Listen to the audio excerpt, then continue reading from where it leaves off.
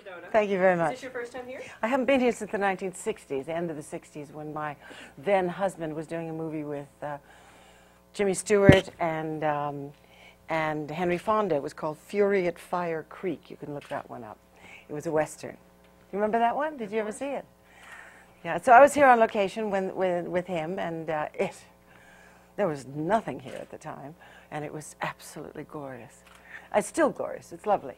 But it was pure nature, and it was all the stuff that I like. Fantastic. So where did you travel from today? I didn't travel today. I traveled. Local today? I was yesterday. I was filming a documentary pilot for a new series of I guess you could call it a cowboy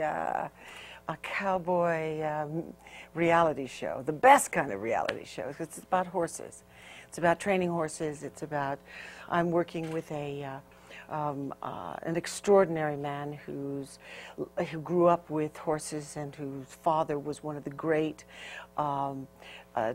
team drivers of Stagecoach, of six-ups, what we call a six-up, which was 6 horses. He drove the original Stagecoach in Stagecoach for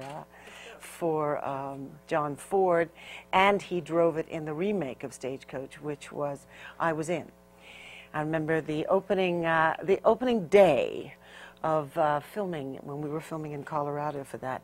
The director, Gordon Davis, received a 1-word telegram from John Ford on the opening day of filming.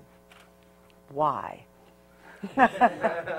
And he was right. I mean, how can you possibly remake perfection? I mean, that is one of the great films that you must study ever made. It was the template for all great Westerns, and brilliantly filmed, brilliantly photographed, and magical to capture that scenery where John Ford went back to consistently and did some of the greatest Westerns ever made.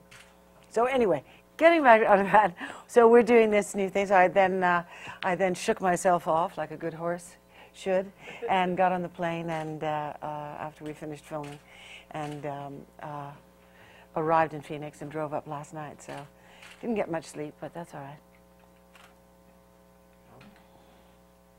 I want to just address this right off the bat. Yes. What is your favorite movie of all time? Of all time? Oh dear. And why? I don't think, I can't isolate it to one, because, you know, they're the genres. What's my favorite musical? What's the favorite comedy? Probably, oh my goodness. Favorite comedy? Oh boy, come back to it. Well, it's between Seven Brides and Seven Brothers and Singing in the Rain. I mean, it's a little tough, you know. Well, Singing in the Rain, yes, but Seven Brides for Seven Brothers, I knew many of those dancers. One of them was my teacher, and that choreography was really hard to beat. Really some of the best choreography ever put on film. Michael Kidd, yes. Do you have anything planned that you want to do and see in Sedona, as far as the Bell Rock that you see right there on that poster? Are you planning to go there? I don't know if I'm going to have a lot of time. Just being here in this delicious air is, you know, it's difficult to just sweep in and try to get, you know, glimpses of something that you'd rather walk out into the natural. I live in Africa, you know. I'm a country girl, so I like to sleep under the stars. Can you talk to us a little bit about your foundation and living in Africa and the work that you do there with the William Holden Wildlife Foundation? Yeah, thank you. We started the William Holden Wildlife Foundation after Bill's death. Bill went out to Kenya as a hunter in the 1950s, mid-50s, with 2 friends. One was a banker from Switzerland, and the other was an oil man from America, a wildcatter. And they were sort of these intrepid young men out to get the big five. Big five is elephant, lion, leopard, buffalo, and what? Elephant, lion, leopard. No, tigers aren't in Africa. You're rhino. Yeah, elephant, lion, leopard, rhino, and buffalo. Buffalo being the most dangerous animal to hunt, interestingly enough. So that in those days when it was the colonial period, and all the hunting areas were managed extremely well and very carefully. All the hunting areas were divided into hunting blocks, which were numbered on a grid square. So the game department always kept track of how many animals were in what part of those grid squares, and so the permits to shoot those animals were given in accordance with which one they could afford to lose for and not destroy the gene pool or not destroy the population, and usually only males. Sorry, boys.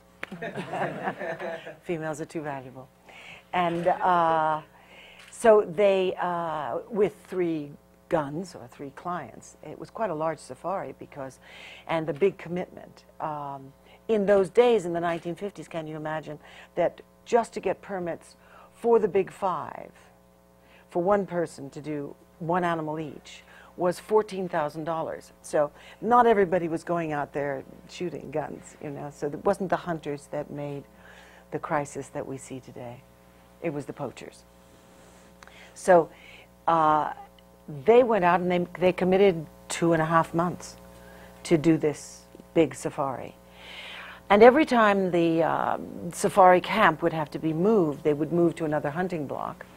The clients would repair themselves somewhere at a local watering hole, which was an inn, an up-country inn or something. In this case, they were in the northern part of Kenya. And there was an up-country inn which had been a house built by an American woman who had been on safari. Safari means trip. It's synonymous with hunting, but it means trip in Kiswahili. And she went out with an English girlfriend of hers. She was a New Yorker, a very wealthy woman. She fell in love with her French professional hunter and never went back to New York. They built their love nest on the slopes of Mount Kenya, which is one of the 2 tallest mountains and the only mountains in the world on the equator with a permanent glacier on top. And it's 17,000 feet. Fell in love with the place and the man, and they built their love nest on the slopes of Mount Kenya at about 7,000 feet above sea level. And then World War II broke out. He went to fight in the Free French. He died. She left, sold the place to a family who ran hotels, and that was and became an inn, an upcountry inn. And so they decided to repair themselves there. It was called Mwengu, which in Kikuyu means clouds. And the place was for sale. So on their 3rd trip back, and there was nobody staying there because at the time the freedom fighters, the Mau Mau, were in the mountains hiding in the forest. These were the men who were fighting from the Kikuyu tribe who were fighting for the freedom of Kenya from colonial rule. There was an emergency on. People carried guns whenever they went out. This group of intrepids got pissed one night, looked at the mountain and said, we got to buy this place. And there was somebody said, well, put up or shut up, and they wrote some checks and they bought a hotel on their first safari. They woke up in the morning and said, we own a hotel. And they turned it into what was called the Mount Kenya Safari Club, which for years and years and years was kind of the jewel in the crown, a real destination in East Africa. When Bill, I will tell you the story, the defining moment when he turned from hunter to conservationist, way before the word conservation was even in people's vocabulary. Because let's remember when that happened. Can you tell me when that happened? when conservation came around? The word, No. the idea of conservation, the idea that we needed to preserve. Can you give me an idea of what year that might have been?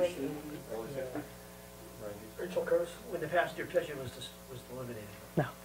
It's about the mid-1970s, about the time that mass tourism started, that Americans began to travel in mass tourist ways, and it became available to the middle classes. Because prior to that, you know, people didn't travel the way we travel today. It's important to remember that. It's important to put it into the context that the idea of conservation, the idea of preservation didn't even get into the popular vocabulary until the mid-1970s, when people started thinking about green. Well, he was doing this in the mid-50s. This land became available that surrounded the club, which the club was, they made it into a club so they could control who came and went. This little hotel, and it was small. And it was 60 acres inside a big farm of 2,000 acres, which was owned by a former Major Nicholson. He decided he wanted to sell the farm, and Bill bought it, basically. Turned it into the first game ranch on the continent of Africa. It might very well have been one of the first ones in the world. In the late 1950s, the idea was really not primary in most people's minds. Nobody thought that anything was ever going to come to an end. We were using things up as rapidly as it could be produced with absolutely no idea of the consequences. So we currently have 37 species of East African wildlife, 5 of which are no longer visible in the wild. Happened very fast. When Bill died, just prior to his dying, he had 2 partners in this farm that lived on the game ranch and continue to live there, as do I. What he wanted to do was to build the educational component to the conservation work that was already ongoing, because if you don't understand why anybody should bother to not destroy that plant or dig under this wonderful piece of environment or pollute it or throw plastic bags all over the place or, in fact, kill that rhino. If you don't understand why it's not a good idea to do that, why would you do it? Something we still don't understand in this country. Why do we keep doing what we do? But it is needed as a vital component, and in some cases, in the first frontier of wildlife conservation. What's required is awareness and education and alternatives, more than anything else, not just stop signs, but detours, ways around that are sustainable. So it's not enough just to say you can't do that anymore, you can't live that way anymore. You've got to offer alternatives, and that's what we do. We offer alternatives to habitat destruction. We offer education to the biosphere, the understanding of biodiversity, the understanding of the whole system that allows for quality of life on this planet, unique in our solar system, and certainly possibly one of the few in the universe as we know it today. That concept, which when we started this 30 years ago was pretty alien to most of the people that we talked to, today is much more acceptable. It's much more palatable for people to want to get this kind of education, to understand and to find solutions, practical solutions that are very low cost, rethinking the way we use all the components of our lives and the necessities that we have. So we're in great demand. Right now we're serving about 11,000 students a year coming through our education center. And we have an outreach program in the bush which copes with another 7,000 students, and which is inclusive of their families in rural communities. So we're rather busy. And that's what we do. All right. Well, basically, I just want to know, do you have like a favorite moment that you'd like to share with us just in your career in general? Are you kidding? Can you narrow it down? That's, you know, when you get to my age, you ask yourself that question. It's impossible to refine it down to one favorite moment. Nothing is refinable. Nothing. I mean, I've been a very fortunate person. I started running around and in a career that was almost a gift to me when I was 15 years old. I lived through the best of the last of it, of the studio system, of some extraordinary talents which created why we're here, created the industry as we know it. You who are students of film understand why it should be anathema for anybody who calls themselves a filmmaker not to know about the people that created the industry that they now want to be in, but haven't yet earned the right to be in, because they don't have even the consciousness of understanding what came before them. We didn't invent anything. It's all been done before, and in many cases better. All we can do is try to use some of the innovations and the imagination that we have. But you give me one film that's a new idea. Give me. Is there? How many concepts are there for a story? What's the typical idea? It's about 14 not even 14 6 concepts. 6 concepts for a story that you are now going to tell. So the difference is, how well are you going to tell that story? That makes the difference between the boys and the men. Doesn't it? Extend on her question, narrow it down. Can you share with us your most amazing experience with one of the animals? And have you been out of Africa and Camp Verde? Sorry? What was your most amazing experience with the animals out in Africa? I live there, I know, so I have it all the time. My most amazing experience was grabbing onto a 17-foot great white shark in Guadalupe Islands. And you're still here to tell the story. I'd say that's pretty amazing. No, you know, I don't dwell on things. It's a great privilege for me to spend time in the company of animals. I ride horses seriously and in competition. The collaboration between that great animal and myself is the thing that kind of sustains me as a human being. The notion that that animal is going to have the trust in me, or that if I can create the environment that that animal will have the trust in me to extend itself as much as it does to understand me. We don't make that extension to anything. I mean, how far do we extend ourselves to understand anything other than ourselves? Just having the privilege of being in the company of animals is in and of itself such an extraordinary gift, if we're lucky enough to have it. Can we talk about the 60s and the girl from U.N.C.L.E. and working with Wayne and O'Hara and experimental terror? Tell me about working with Wayne. Well, let's talk about the 60s, because it was pretty good. 60s was an awful lot of fun.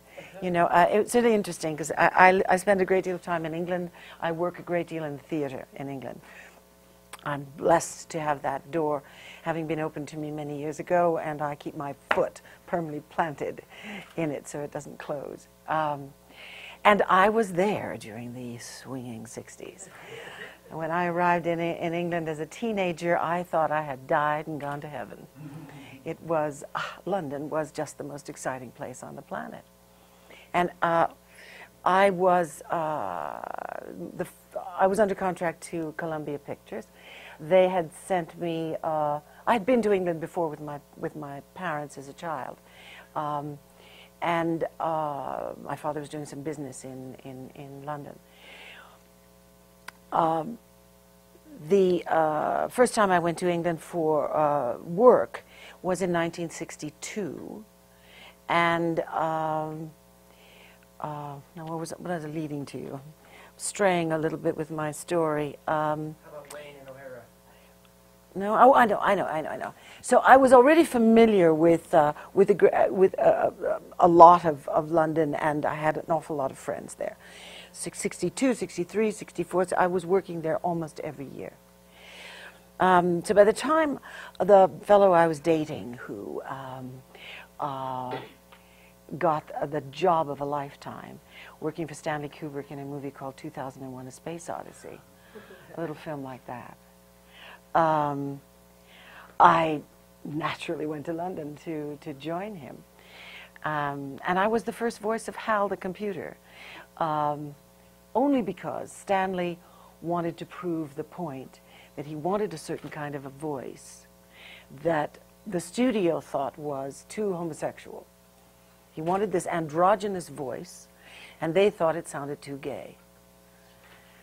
It's what we live with every day. We live with these androgynous voices from all of this computerized voices who are samplings of human voices. But in those days, he had to prove his point, so he had me do the voice of Hal first.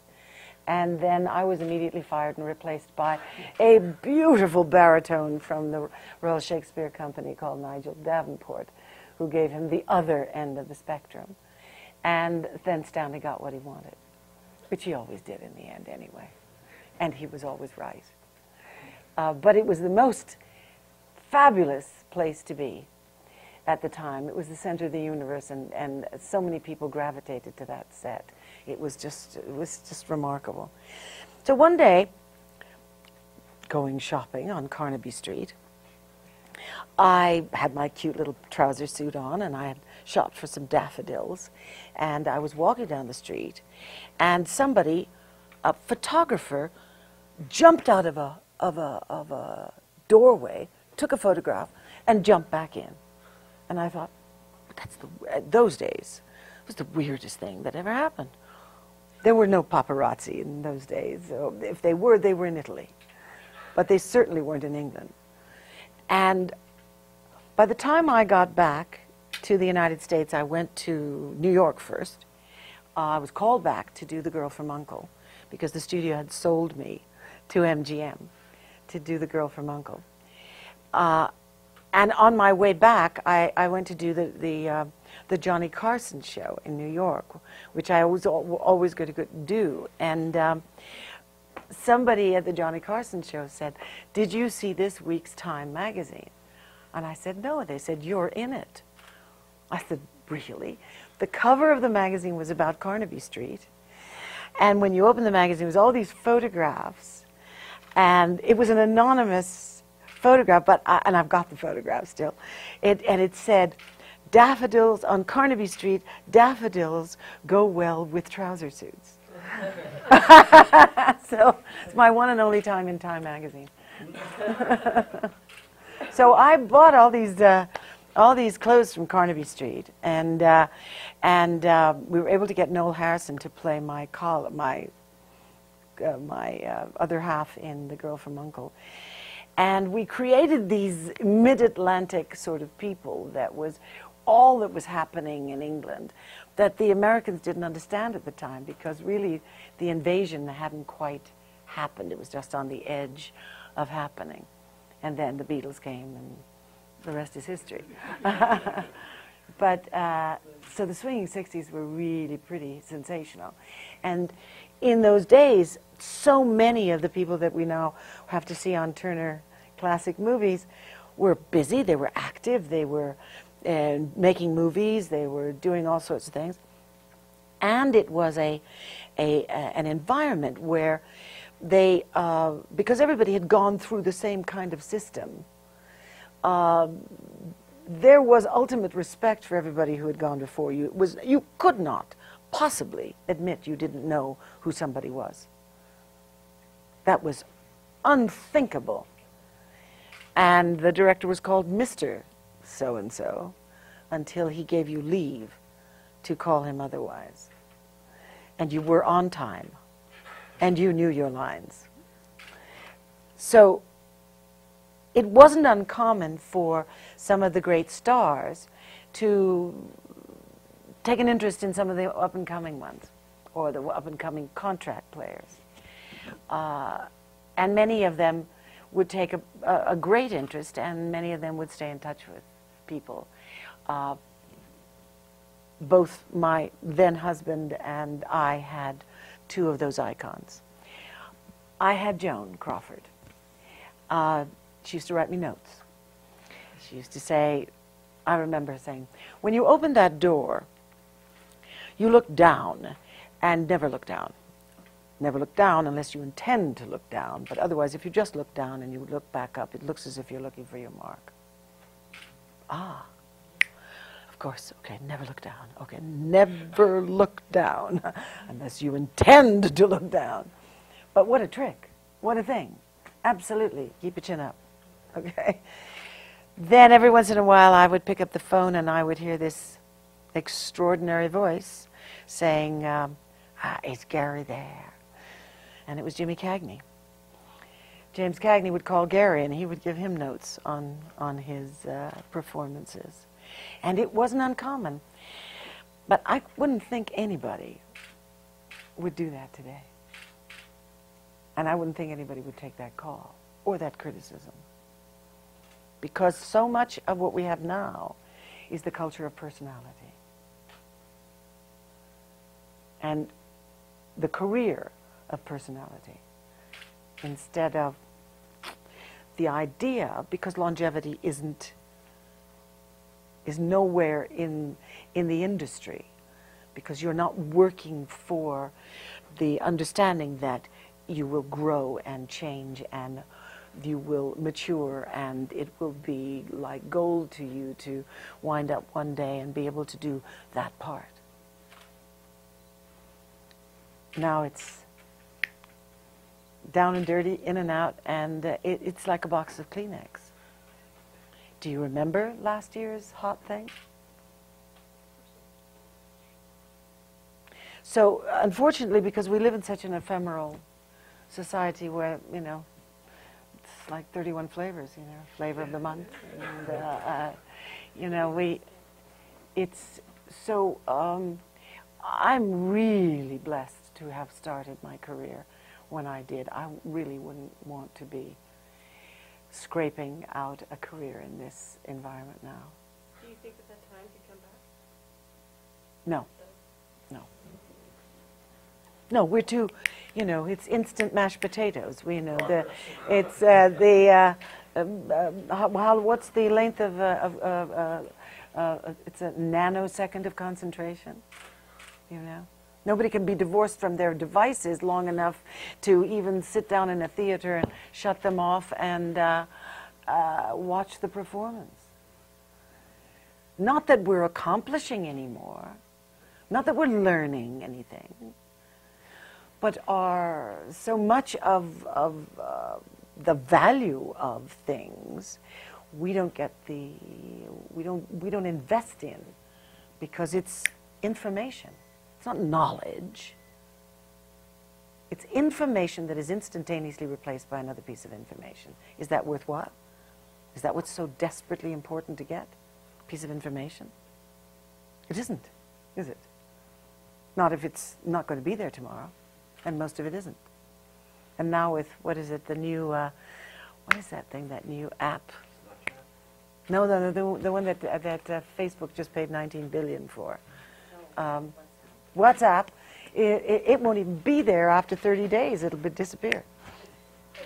So, leading into my next question, do you use social media to help promote the efforts of the foundation? You know, I think social media has a tremendous. There are some wonderful advantages to social media, and I think if you know how to use it well, it can be a real innovation for the good. It can also keep people in touch from a distance. But the idea of having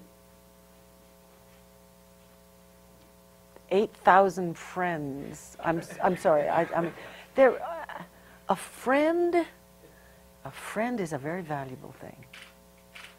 A friend is probably not the word I would have used.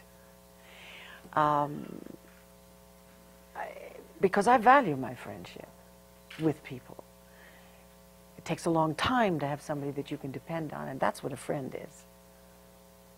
And I don't feel so cavalier about relationships that I want to dismiss them or accept them. I also feel very protective of my own privacy and the intimacy of a communication with somebody I value that I don't want everybody to know about. The loss of privacy. You know, what do people talk about when they say, well, I can't have a good relationship because, you know, we don't share any intimacy. Well, duh, no wonder. You've given it all away on Facebook. What do you have left? Do you have any intimacy left? Do you have any privacy, any importance of some really important inner feelings that you are going to share with that special person after you've given it all to everybody for free? And they didn't have to work for it. They didn't have to earn your friendship. You just gave it to them. Why? Are you lonely? Is that it? Are we so disenfranchised one from the other? And if we are, why? We don't want to talk to each other anymore. Maybe if we did a little bit, we might learn a little bit more about each other and be able to choose our friends better. I don't know. I don't want somebody to tell me, you know, I'm your friend. Let me call you a friend.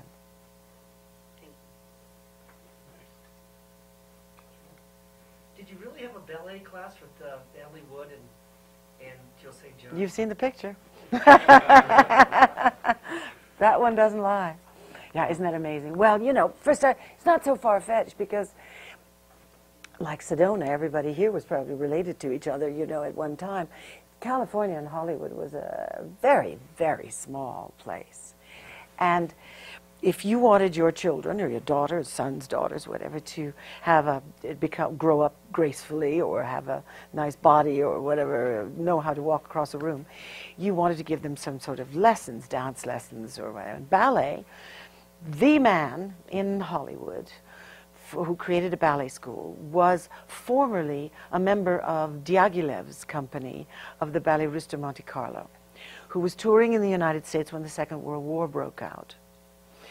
And when our country declares war and seals its borders against invasion, everybody who is even an alien who is inside the country was automatically subject to the draft. And so in their infinite wisdom, they drafted Michel Panayev and put this magnificent ballet dancer into a tank. Well, he served very well and was decorated and all this stuff. So when he got out of the army, and it was all, he had a choice of where to live, and he was going to give the advantage of, I think, at the time they were given some citizenship if they had served, and if he wanted it. Well, Europe was destroyed, and California looked awfully much like the southern part of France, the French Riviera, and he thought, right, sunshine, palm trees. That's where I'll go. And indeed he did, and he created a ballet school, which, because of his reputation as Danilova's partner and all of this, he was the place to be, not only for young people, but for every visiting ballet company, for every dancer who was under contract to MGM. We would have Leslie Caron in ballet class, who'd come to exercise when I was a bit older, and that was the noon class where all the adults were. We would have Gigi Jean Maire, and her husband, who would everybody who was under contract to MGM, all those magnificent dancers would come and take class from him. But as kiddies, and you saw us, I was the short one, who would have thought that in this ballet class there would be 3 little girls who would all wind up being married to the same man? In one way or another.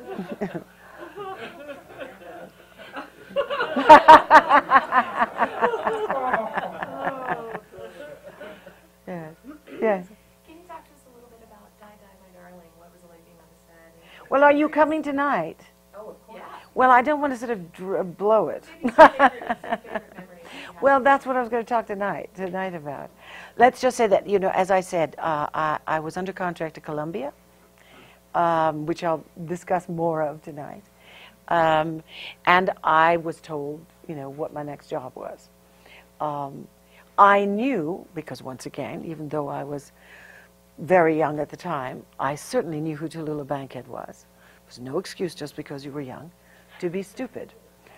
So, and because everybody was taught to respect everybody who came before you, who created what you were hoping to achieve, and many didn't, you'd better know who everybody was. And my mother was also, listened to her radio show, and she was on early television. And in fact, my mother, Tallulah adored my mother, and they became friendly as we remained friends. And there are lots of dirty stories about Tallulah. Ones I can't actually put to print or put on film.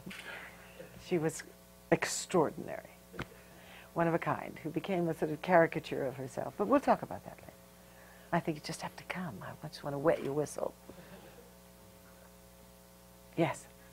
What do you miss about those days, those glory days? Oh, I miss the people, obviously. And also the fact that everybody's like a cookie-cutter person these days. Everybody dresses the same, they look the same, they speak the same. Everything is the same. It's this year's blonde with the long hair and the thing, and next year it's the same blonde. It's a little bit different because she got too expensive, so there's another one to take her place. Everybody's... we had the most outrageous characters. I don't think the world will tolerate those kind of characters today. They would be considered un-PC or something like that. So it's all much more bland. Life is much more bland. It's not as exciting. It's not as glamorous.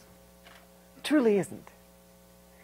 And you couldn't wait to earn your stripes in order to play in that garden, a very exclusive garden with those people. That was it more than anything else. Sorry. I'm sorry. I saw a documentary yesterday called Casting By. It was about Marion Doherty. Who, about who? About Marion Doherty, the casting agent. Marion Doherty. And oh, wait a minute. Yes, I know that. You were in, they had your name in the credits there, and they talked about how she helped so many people, actors along the way. I just was wondering if there's a story behind Marion Doherty. No, not for me. Not for me. I was a little bit, that came a little bit later. The importance of casting directors at the time I was under contract to studios was really not what it is today. It's completely different. They truly are an essential part of the making of a film. And you can see from, certainly Boardwalk Empire is a fabulous example of brilliant casting and continual innovative and brilliant casting. Those people make that show. And that's very much the talent of a casting director. It wasn't that way. Casting directors were sort of involved in the process of putting somebody under contract, but less than the person who was in charge of talent at a given studio. They weren't casting directors, but they were talent scouts or people who would find interesting young people or performers, invite them to join every studio had an acting coach. Some of them were really rather extraordinary. I mean, 20th Century Fox had Sandy Meisner. I don't know if you know who he was. Sandy Meisner of the Neighborhood Playhouse, whose the importance of the Neighborhood Playhouse was just as important as the actor's studio. And Sandy Meisner was the drama coach at 20th Century Fox when I was running around trying to get under contract. Zina Provendy was the acting coach at MGM, who was a protege of Stella Adler's. And Les Mahoney was the acting coach at Columbia, who came from from San Francisco, from the what's it called? Not the San Francisco Shakespeare Company. It's anyway, it's a very prominent theatrical company in San Francisco. So they were really extraordinary teachers. In fact, being under contract to a studio was like going to a finishing school. You learned everything. You learned how to ride, you learned how to walk, talk at the same time, hopefully, and dance, sing, everything you could possibly. You were honed, groomed, and also presented to society in a certain sort of way. I've been told on a number of occasions by people who interviewed those of us who came out of that program, as opposed to some of the ones who, the newer generation who had never gone through any of that, that they don't understand how to conduct an interview. They don't know how to respond. They have no understanding of the communications or how to promote something. Well, that's because we were also educated to do that.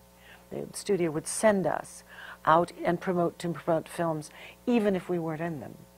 They'd have these junkets, these trips. You'd go to Texas. I remember going to Texas. This Trans-Texas. They distributed films for Columbia, Trans-Texas cinemas, and they were all over 14 cities in Texas. And we would ride from city to city, and we would sit and do press conferences like this, and talk about films, and talk about, what you were in and what film you were helping, that you weren't in, that Columbia was promoting. So things were so different. That's part of what I miss as well. Did I digress? Yes, I think I did. Last question. Sure. Yes. So you've spoken about the film industry in the past and contrasted it to what you see the industry today. So as film students, it is kind of like a cutthroat. Like, we're only learning so far from what our classrooms have taught us. What would you say is the best advice you were given during the start of your career, or what is your advice to film? Oh, well, as I said, it was a different time. So my upbringing was different. Was addressing a different world than yours is. I think the lessons of history across the board in whatever endeavor we have are the things that are the resources, the gold at our feet. And if we don't mine it, we're a damn fool. If you can't learn from the past, what are you going to learn from? Now? You have no basis in anything. The past is there as gold for us to learn from, absorb, understand, to begin to see perhaps why we like that, why we didn't like that, and ask yourselves the questions. Ask yourselves among yourselves. And it's, what is great filmmaking? Great filmmaking is storytelling, isn't it? So if you're not literate, you don't read a few books from time to time, how are you going to tell a story? If you don't know who's the greatest storyteller, give me one book that you can name that you think was the best storytelling of that, fiction or nonfiction. Best story. I'm one for classics, so I do like Ray Bradbury. I thought, even if I didn't agree. Ray Bradbury is considered a classic now. Okay, that is great. Okay, no. I knew him, so it's a little difficult for me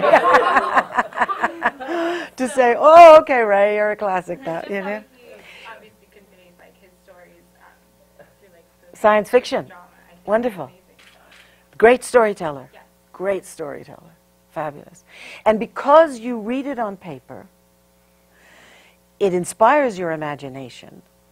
And then when you see somebody put it on film, then you can judge whether or not it fulfilled what inspired you, what inspired you about the book you read. I think those kind of lessons, the more you can do that, is the more you can understand how to translate, how to be a good storyteller filmically. Look at all this fabulous technology. Anybody can be a filmmaker on no money at all. They can just pick up a thing and go zzz, zzz, zzz, zzz, it doesn't mean you're a great storyteller. So I think if there was anything that I would say to shortcut this process, find the book you most identify with. that was made into a movie. Read the book first. Make it yours. Live that experience in your mind's eye. And then go see the movie and see if you agree.